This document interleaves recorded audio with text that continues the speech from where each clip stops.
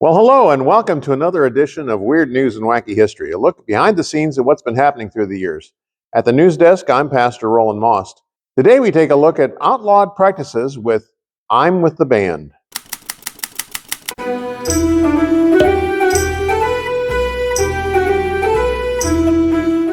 Censorship has long been a part of the musical broadcast landscape. Song lyrics about sex, violence, drugs, politics, and religion have been given special scrutiny ever since the 1927 Radio Act granted federal regulators a way around the First Amendment's freedom of speech guarantee. But restricting Ding Dong the Witch is Dead from the 1939 film The Wizard of Oz? Seriously? Yep, even that got banned on the BBC in 2013. On April 8th, British Prime Minister Margaret Thatcher passed away. Known as the Iron Lady for her staunch stand on certain issues, there were many in the nation who strongly disliked her person and her politics. As a musical comment on her unpopularity, a campaign was launched to rocket Ding Dong the Witch is Dead into the #1 song position on the Radio 1 chart show. The BBC refused to play the song in full because, quote, it did have the capacity to cause offense because it has been widely publicized as being a way of giving voice to anti-Thatcher feeling, unquote. Additionally, the song in question was clearly a celebration of death. Well, you can't argue with that. Yet despite squelching a full playing of the song, it still managed to soar to the #2 spot. And speaking of great old-time classic films, the era of silent films was upper class all the way. Before talkies became all the rage, the silent images were accompanied by music and featured cue cards of the conversation silently taking place on the screen. That meant patrons needed to be educated enough to be able to read. These film emporiums were luxurious and often trimmed in Moroccan or some other exotic decor. Plus, luxurious rugs and carpets were spread on the tile floors. Popcorn, definitely a lower class snack, was certainly not welcome for the mess it left behind and all the loud munching in the deathly quiet theater. That all changed with the debut of talking films in 1927 and the Great Depression in 1929.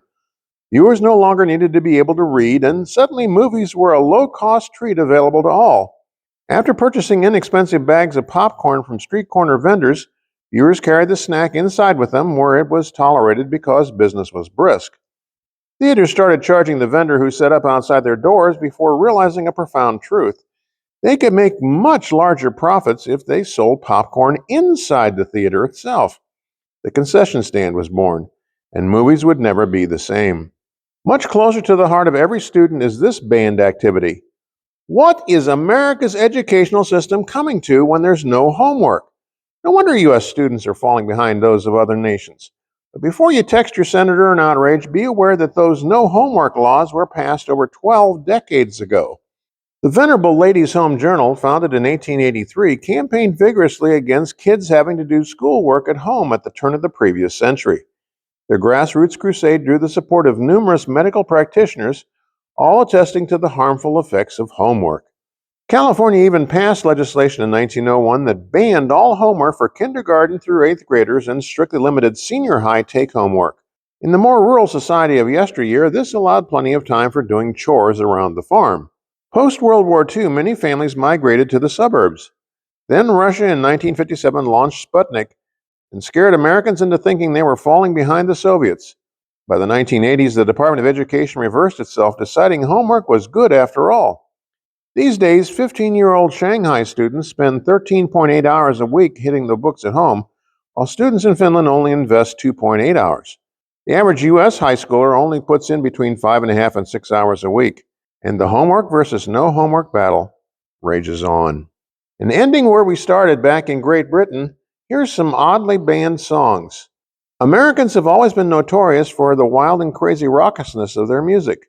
Whether finger snapping to the Addams Family theme or shouting tequila in the song of the same name, folks in the U.S. just can't resist some foot-stomping, buck-tooth whistling, hillbilly shouting, do-it-yourself joining in the fun.